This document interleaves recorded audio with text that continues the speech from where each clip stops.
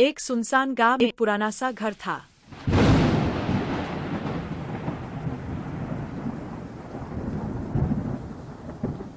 उस घर में दो बहनें रहती थीं, मरिया और एलिना। मरिया निडर थी, हमेशा छोटी बहन की रक्षा करती थी। लेकिन एलिना अंधेरे से बहुत डरती थी। हर रात ठीक 2:17 बजे एलिना डरते हुए कहती, दीदी, कोई मुझे देख रहा है। मरिया हंस देती, अरे सपना होगा।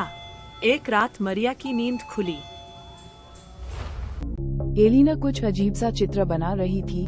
वह उसे देखकर खिड़की के पास बैठने के लिए चली गई। तभी उसे एक पुरानी किताब मिली जिसका शीर्षक था कब्रिस्तान का घर। वह पूरी रात किताब पढ़ती रही और उसने यह फैसला किया कि सुबह उठने के बाद वह कब्रिस्तान देखेगी।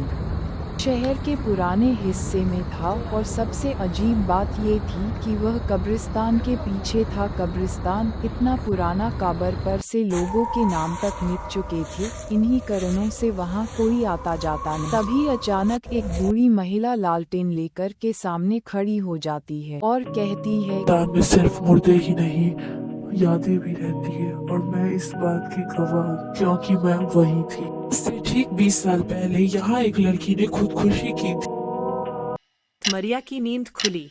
घर में नंगे पैरों की आवाज गूंज रही थी। उसने देखा, एलिना आईने के सामने खड़ी थी, अपनी परछाई को घू रही थी। एलिना, क्या हुआ? एलिना ने धीरे धीरे गर्दन घुमाई। उसकी आंखें पूरी तरह काली थी। अचानक लाइट चली गई। सुबह गांव वालों ने चीखें सुनी। घर में सिर्फ मरिया थी, अकेली। जब लोगों ने एलिना के बारे में पूछा तो मरिया ने शांति से कहा, मेरी बहन यही है। उसने आईने की तरफ इशारा किया। उस रात गांव वालों ने आईने में 2 परछाइयां देखीं, लेकिन घर में सिर्फ एक इंसान था।